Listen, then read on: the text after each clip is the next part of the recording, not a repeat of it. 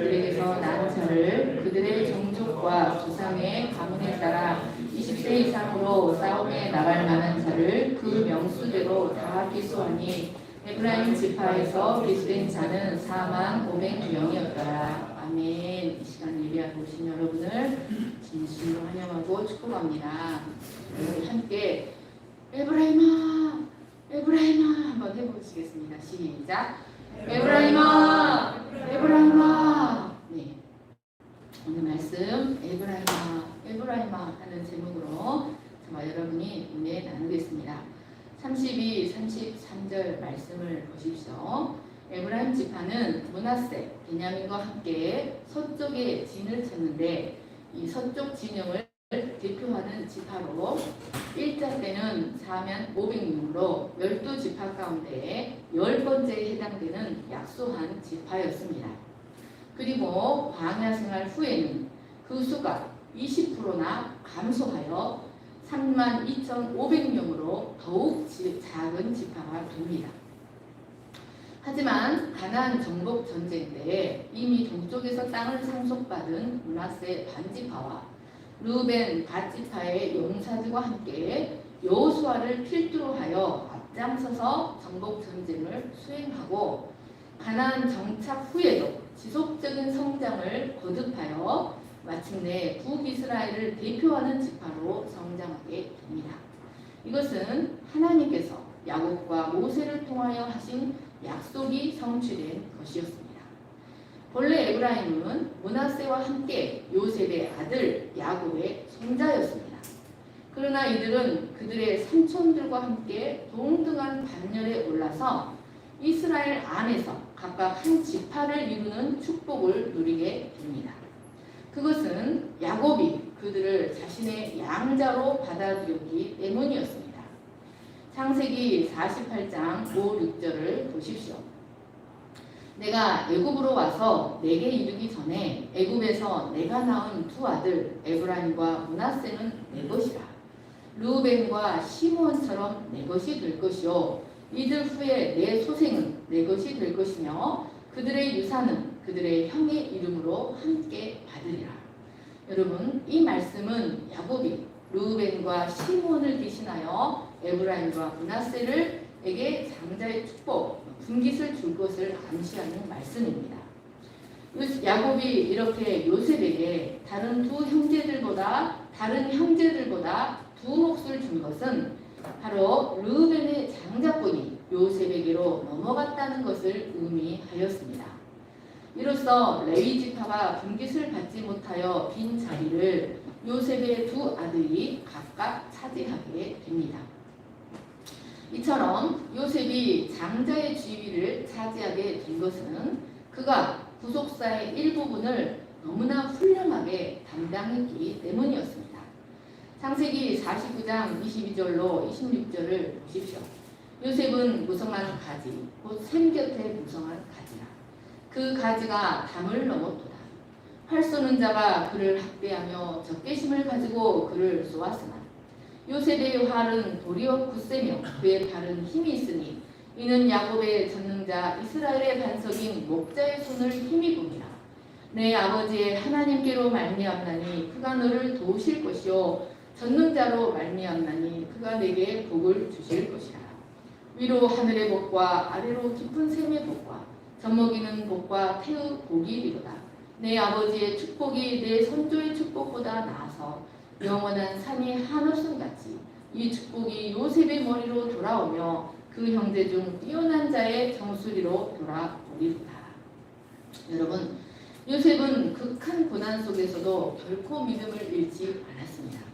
그는 순결한 삶을 살며 마침내 이스라엘의 가족을 구원하는 하나님의 뜻을 이루었습니다.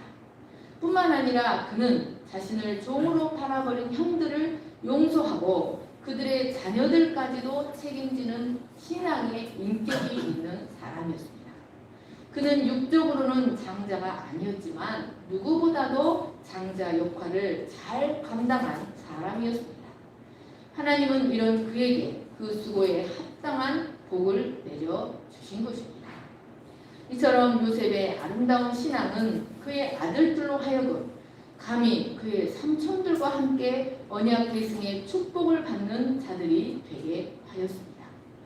여러분, 이처럼 부모의 의롭고 아름다운 믿음의 삶은 그 자녀들에게 하나님의 축복이 임하게 한다는 것을 기억하시기를 축원합니다. 세상 사람들은 돈과 명예와 지식이 사람의 행복을 보장해 준다고 믿고 자신의 자녀들에게 그런 것들을 물려주기 위해 예를 씁니다. 그러나 그것들은 자녀들의 앞길을 보장하거나 행복을 가져다 주지 못합니다.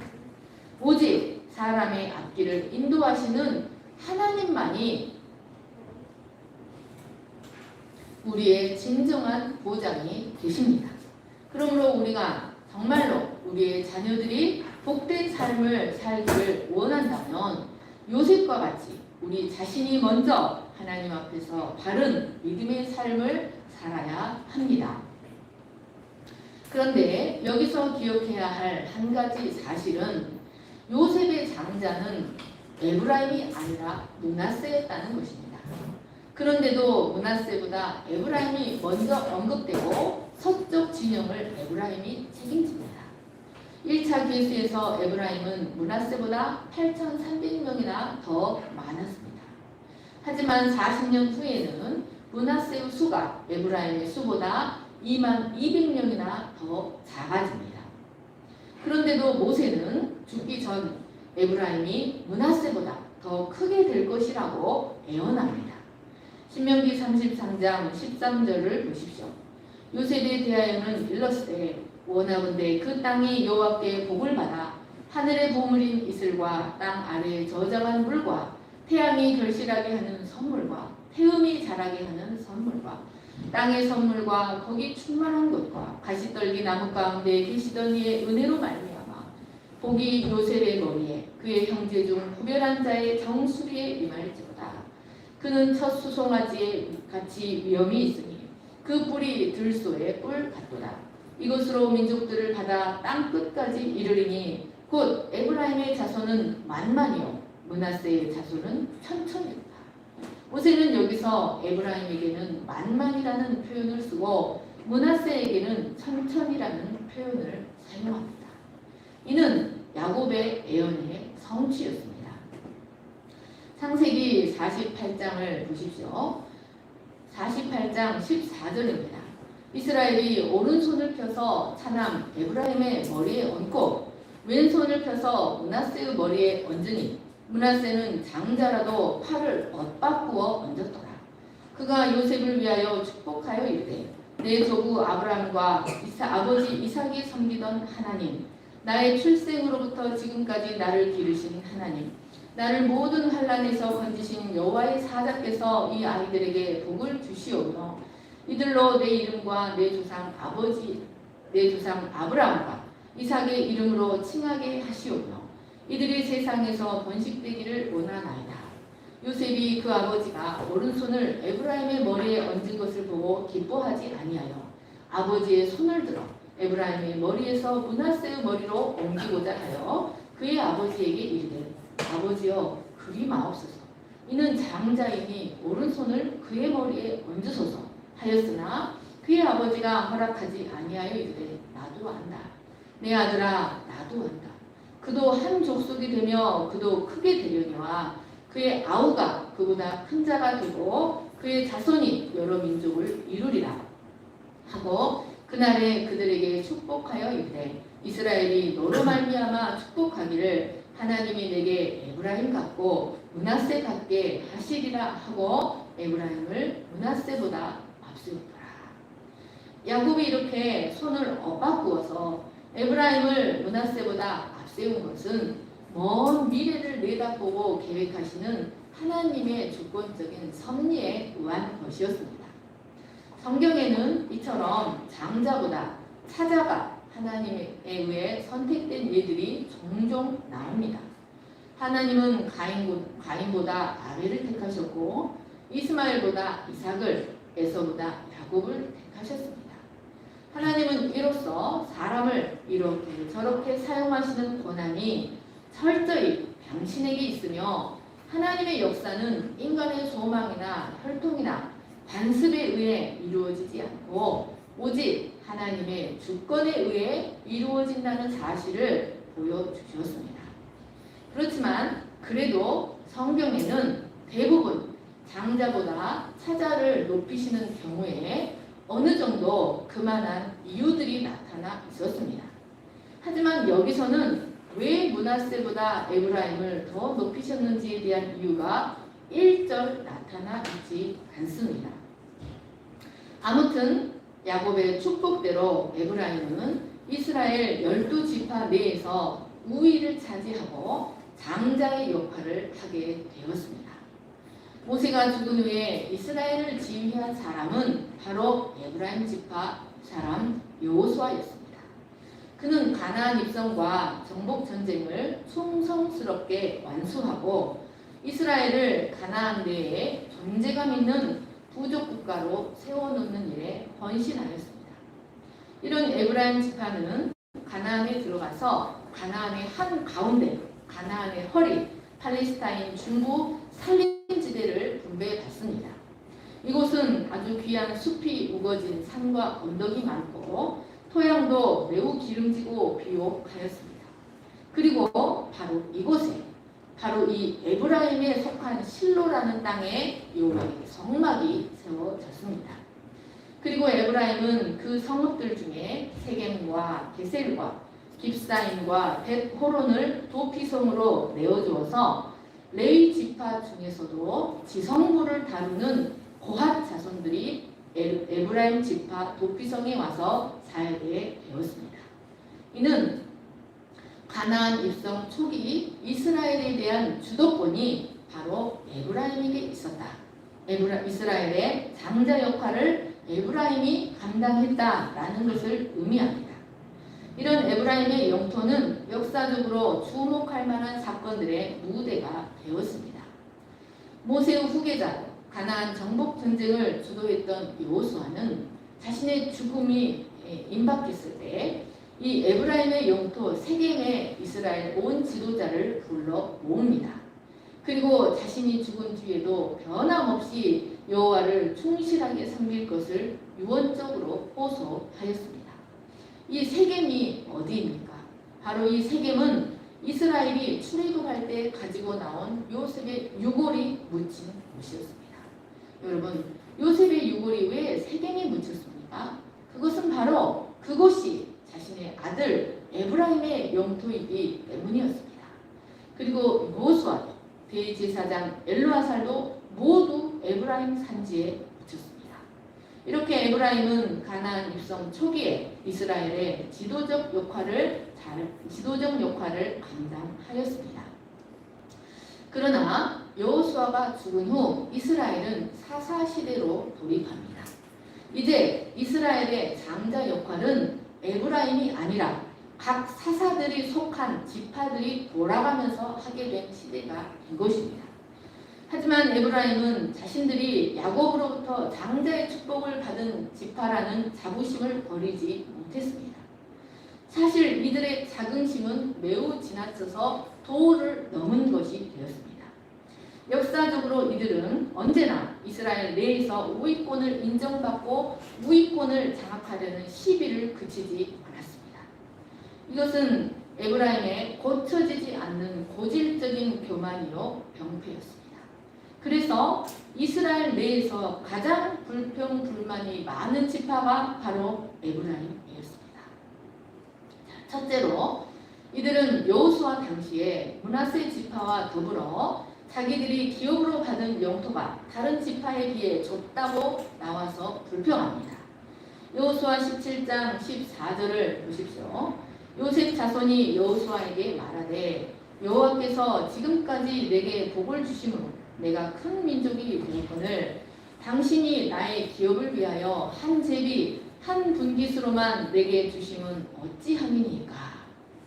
그러나 사실 요셉 자손이 받은 기업은 작은 곳이 아니었습니다.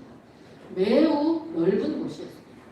게다가 므낫세의 반 지파는 이미 요단 서편에서 기업을 받았습니다. 그러므로 이들의 말은 사실이 아니었습니다. 이들은 자신들의 공로를 주장하고 있는 것이었습니다. 하지만 여호수아는 그 지세가 험악하고 그곳에 가나안 족속들이 모두 철병거를 갖고 있다는 것을 인정해 주었습니다. 그래서 여호수아는 이들에게 야곱의 축복을 상기시키면서 너희는 큰 민족, 큰 권능이 있는 지파가 아니냐. 그러므로 한 분깃만 가질 것이 아니라 그 산지도 내 것이 되리니 비록 삼림이라도 내가 개척하라. 그 끝까지 내 것이 될 것이다. 가나안 족속이 비록 철병거를 가졌고 강할지라도 너희가 능히 그를 쫓아낼 것이다. 라는 말로 지혜롭게 권면하며 사건이 넘어갔습니다. 두 번째로는 문하 지파의 기드온이 이스라엘의 사사가 되었을 때의 일입니다. 이들은 기드온이 미디안 연합군을 물리치는 전쟁을 할 때 자신들에게 도움을 요청하거나 협의하지 않고 전쟁을 했다는 이유로 날카롭게 따지며 분노하였습니다. 사사기 8장 1절을 보시죠. 에브라임 사람들이 기드온에게 이르되 내가 미디안과 싸우러 갈 때 우리를 부르지 아니하였으니 우리를 이같이 뒤져밤은 어찌 됨이냐 하고 그와 크게 다투는지라. 여기 크게 다투다는 말은 마치 어른이 어린아이를 야단치고 꾸짖듯이 격렬하게 꾸짖다. 일방적으로 꾸짖었다는 의미입니다. 하지만 기드온은 에브라임 지파만 부르지 않은 것이 아니었습니다. 기드온은 그 적들과 가장 가까이에 있는 므낫세, 아셀, 납달리, 스불론 지파만 부르고 다른 지파들은 부르지 않았습니다. 그러니까 전쟁에 빠진 지파는 에브라임만이 아니었던 것입니다. 그리고 기드온은 에브라임 사람을 전혀 부르지 않은 것도 아니었습니다.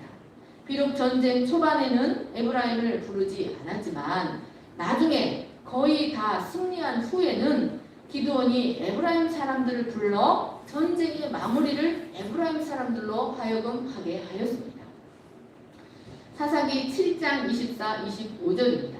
기드온이 사자들을 보내서 에브라임 온 산지로 두루 다니게 하여 이르기를 내려와서 미디안을 치고 그들을 앞질러 벳바라와 요단강에 이르는 수로를 점령하라 하매 이에 에브라임 사람들이 다 모여 벳바라와 요단강에 이르는 수로를 점령하고 또 미디안의 두 방백 오렙과 스엡을 잡아 오렙은 오렙 바위에서 죽이고 스엡은 스엡 포도주 틀에서 죽이고 미디안을 추격하고 오렙과 스엡의 머리를 요단강 건너편에서 기드온에게 가져왔더라.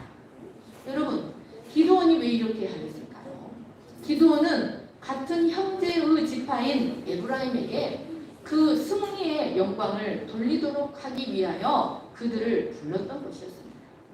그런데 에브라임 사람들은 기드온에게 자신들을 처음부터 부르지 아니하였다고 날카롭게 꾸짖었던 것이었습니다.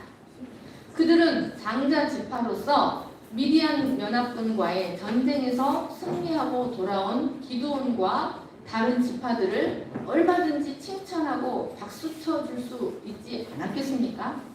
하지만 그들은 자신들을 먼저 부르지 않았다고 그들을 크게 꾸짖었습니다. 그것은 자신의 영향력을 과시하기를 좋아했던 에브라임 지파가 주도권을 행사하지 못했다고 생각했기 때문이었습니다. 이들은 항상 자신들이 야곱으로부터 장자권을 계승받았다는 우월감을 갖고 있었습니다. 그들은 그것을 대단한 권리로 여기며 다른 지파들이 언제나 자신들을 장자 지파로 인정해 주어야 한다고 생각했던 것이었습니다. 그러나 이것은 지나친 교만이었습니다. 설령 그들이 장자의 명분을 가졌다 할지라도 다른 모든 지파는 야곱의 아들들이었습니다. 그러나 자신들은 야곱의 손자요, 또 므낫세의 동생으로서 12지파 중에서 사실상 가장 어린 자였습니다. 그러므로 그들은 그 지위를 겸손히 감당했어야 했습니다. 하지만 그들은 요셉의 아들이라는 지나친 교만과 남다른 우월감으로 항상 다른 지파들을 무시하고 과도하게 주도권을 장악하려는 시비를 멈추지 않았던 것입니다. 하지만 기드온은 이 문제를 매우 지혜롭게 잘 해결합니다. 사사기 8장 2절 3절을 보십시오. 기드온이 그들에게 이르되 내가 이제 행한 일이 너희가 한 것에 비교되겠느냐. 에브라임의 끝물 포도가 아비에셀의 만물 포도보다 낫지 아니하냐. 하나님이 미디안의 방백 오렙과 스웹을 너희 손에 넘겨주셨으니 내가 한 일이 어찌 너희가 한 것에 비교되겠느냐 하니라. 기드온이 이 말을 하매 그때 그들의 노여움이 풀리니라. 여러분, 기드온은 에브라임 산지에서 생산되는 끝물 포도가 자신의 고향 므낫세 아비에셀에서 생산되는 만물 포도보다 훨씬 좋다고 말하고 있는 것입니다.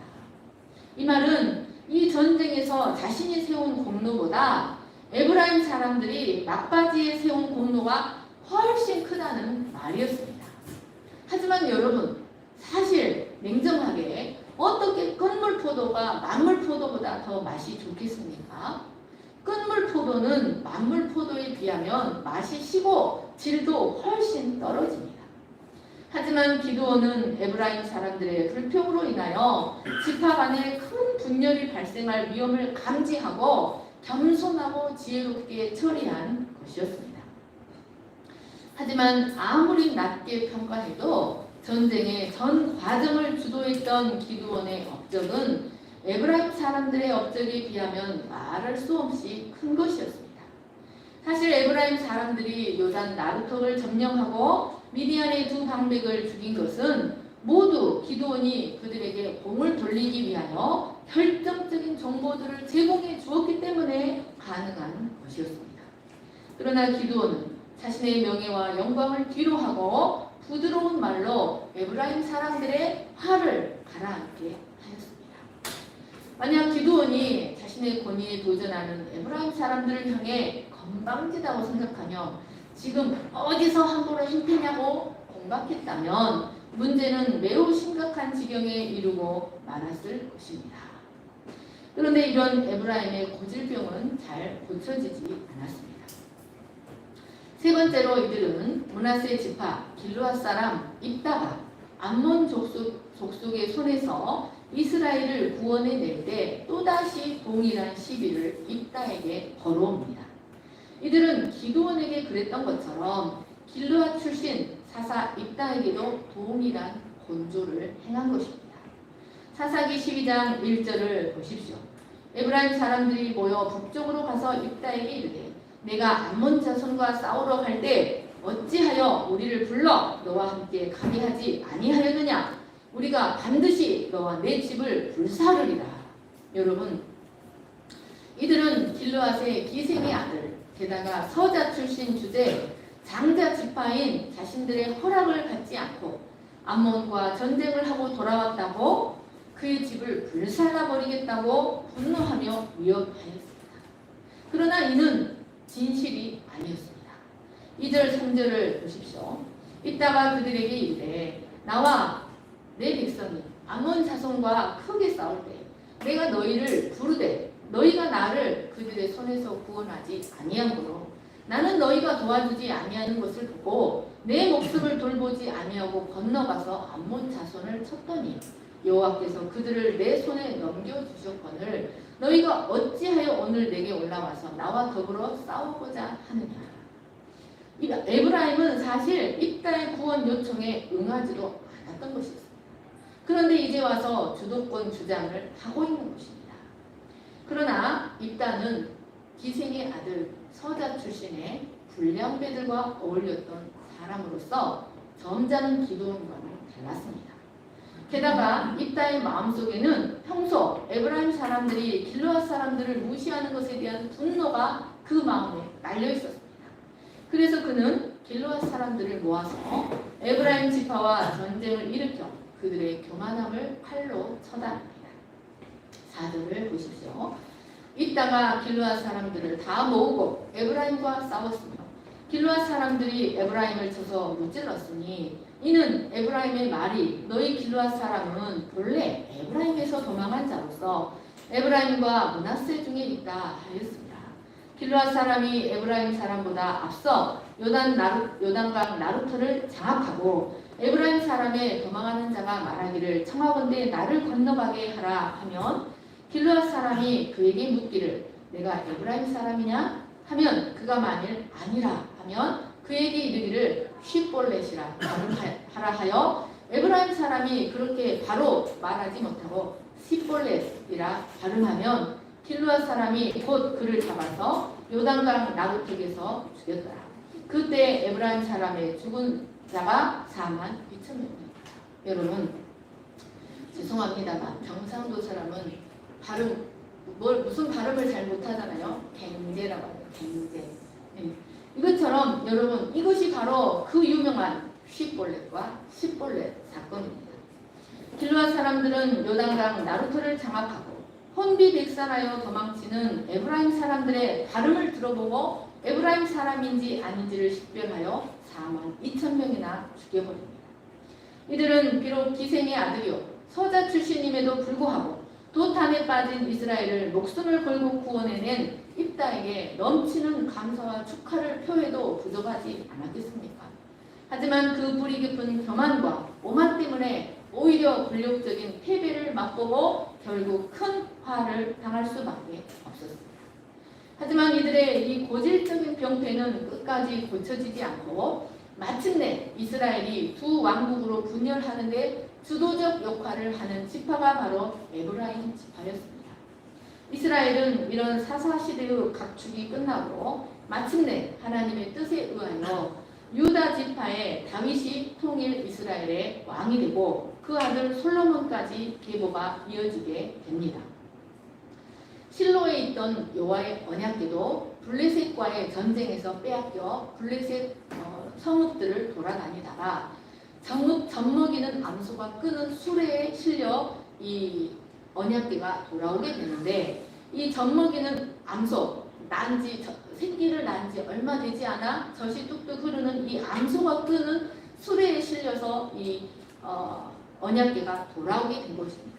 그런데 젖먹이는 암소는 실로로 돌아가지 않고 유다 지경, 에브라임 지경이 있는 실로로 돌아가지 않고 갈림길에서 유다 지경이 있는 베세메스로 이 언약궤를 가져다 놓습니다. 이는 이제 이스라엘의 장자권이 에브라임 지파에게서 유다 지파로 옮겨졌다는 것을 의미합니다. 이로 인해 에브라임은 이제 역사의 구석에서 조용히 찌그러져 있었습니다. 한동안. 그러나 솔로몬의 타락과 그 아들 르호보암의 어리석음으로 이스라엘이 다시 시끄러워지자 에브라임이 다시 등장합니다. 열왕기상 11장 26절입니다. 솔로몬의 신하 느밧의 아들 여로보암이 또한 또 손을 들어 왕을 대적하였으니 그는 에브라임 족속인 스레다 사람이요 그의 어머니의 이름은 스루야니 과부더라. 여러분 이스라엘 10지파를 도둑질하여 북이스라엘을 세운 북왕국의 왕이 바로 에브라임 지파 여로보암이었던 것입니다. 여러분 여로보암이 홀로 북왕국을 건설했겠습니까? 에브라임 지파가 그를 뒷받쳐주지 않았겠습니까? 물론 이는 하나님의 섭리였지만 에브라임은 왕국을 분열시키는 주도적인 역할을 한 것이었습니다. 여러분 하나님의 마음에 합한 왕 다윗이 거룩과 진리로 이스라엘을 통치할 때에는 에브라임도 그 교만과 오만이 힘을 쓰지 못했습니다. 그러나 솔로몬의 우상 숭배와 불신앙으로 나라가 어지러워지자 그들의 교만이 다시 고개를 들고 10지파의 마음을 빼앗아 북이스라엘을 세움으로써 자신들의 장자권을 회복하고자 하였던 것이었습니다. 이렇게 에브라임이 북왕국의 주도적 세력을 갖게 됨으로써 이후 남왕국은 유다로 북왕국은 에브라임으로 불려지게 됩니다. 그러나 에브라임은 하나님이 매우 싫어하는 두 가지의 뿌리 깊은 악을 갖고 있었습니다. 그것은 바로 교만과 우상 숭배의 악이었습니다. 여로보암 왕은 북이스라엘의 왕이 된 후 절기가 되면 백성들이 제사를 드리러 예루살렘으로 올라갔다가 다시 돌아오지 않을까 그 마음들이 유다 왕국으로 돌아갈까 두려워하였습니다. 그래서 백성들로 하여금 예루살렘 성전으로 올라가지 못하도록 차단하기 위하여 단과 베델에 금송아지 우상을 만들어 세웁니다. 그리고 하나님이 성전 복무자로 지정하신 레위 사람들을 모두 쫓아내고 보통 백성들을 제사장으로 세웠습니다. 더 나아가 하나님이 영원한 규례로 지정하신 절기의 날짜들까지 바꾸며 하나님이 경악하실 만한 역사들을 써내려가기 시작하였습니다. 하나님은 이런 에브라임의 죄를 선지자들을 통해 통렬하게 비판하셨습니다. 이사야 28장 1절을 보십시오. 에브라임의 술 취한 자들의 교만한 면류관은 화 있을진저 술에 빠진 자의 성 곧 용화로운 관같이 기름진 골짜기 꼭대기에 세운 성이여 쇠잔에 가는 꽃 같으니 화 있을진저. 에레미야 4장 15절 단에서 소리를 선포하며 에브라임 산에서 재앙을 공포하는도다. 호세아 4장 17절 에브라임이 우상과 연합하였으니 버려두라. 그들은 마시기를 다 하고는 이어서 음행하였으며 그들은 부끄러운 일을 좋아하느니라. 에브라임이 여러 민족 가운데 혼합되니 그는 곧 뒤집지 않은 전병이다. 뒤집지 않은 전병이 무엇입니까? 속과 겉이 다르다는 겁니다. 도저히 한쪽은 타고 한쪽은 익지 않아서 하나님이 먹을 수 없다라는 의미입니다. 호세아 13장 1절을 보십시오. 에브라임이 말을 하면 사람들이 떨어도다. 그가 이스라엘 중에서 자기를 높이더니 바알로 말미암아 범죄함으로 망하였거늘 이제도 그들은 더욱 범죄하여 그 은으로 자기를 위하여 우상을 부어 만들되 자기의 정교함을 따라 우상을 만들었으며 그것은 다 은장색이 만든 것이거늘 그들은 그것에 대하여 말하기를 제사를 드리는 자는 송아지와 입을 맞출 것이라 하도다. 이러므로 그들은 아침 구름 같으며 쉬 사라지는 이슬 같으며 다장마당에서 광풍에 날리는 쭉정이 같으며 굴뚝에서 나는 연기 같으며. 여러분, 에브라임은 자신들에게 과분한 직분을 맡기신 은혜에 감사하여 겸손으로 그것을 감당해야 했습니다. 하지만 그들은 마치 타락한 루시퍼처럼 근본을 모르고 교만하며 우쭐거리다가 온갖 우상 숭배까지 자행하며 하나님의 이름을 모독하는 자들이 되고 말았습니다. 이들은 결국 아수르에 의해 BC 722년에 멸망당하여 열방으로 흔적도 없이 흩어지게 되었습니다. 하나님은 이들을 가리켜 이혼 증서를 써주어 내보내버린 아내라고 표현하셨습니다. 그들이 야곱에게서 얻은 영광의 면류관인 장자권은 결국 술 취한 자들의 교만한 면류관이 되고 그들의 수도 사마리아도 우상 숭배와 혼합 종교의 본산지로 유다 사람들이 밟기도 싫어하는 역겨운 땅이 되고 말았습니다. 여러분, 말씀을 정리하겠습니다. 계시록 7장 5절로 8절 말씀에는 없지만 성경을 열어서 살펴보시기 바랍니다. 여기에는 재앙으로부터 구원을 받기 위하여 이스라엘 12지파 가운데 인맞은 자 14만 4천이 나옵니다. 여러분, 이곳에는 므낫세의 이름도 나옵니다. 그런데 여러분, 에브라임의 이름이 나오지 않고 요셉의 이름으로 대치된 것을 볼 수 있습니다. 요셉의 이름으로 대치되려면 에브라임과 므낫세가 같이 들어가야 되는데 므낫세의 이름은 나오는데 에브라임의 이름은 나오지 않고 요셉의 이름으로 대치된 것입니다. 즉 요셉의 사자로서 할아버지 야곱으로부터 장자권을 물려받았던 영광의 이름 에브라임이 부끄러운 이름이 되어 그 14만 4천에서 사라져버리고 만 것입니다. 사랑하는 여러분, 하나님이 우리를 높이실 때, 하나님이 우리를 축복하시고 기름 부으실 때 우리가 그 직분을 겸손히 감당하면 우리에게 더 큰 영광이 올 것을 믿습니다. 그러나 그것을 기득권으로 여기고 그것을 권리로 여기고 근본 없이 교만하고 우쭐거리면 우리는 실패의 상징, 역겨움의 상징이 되어버리고 말 것입니다.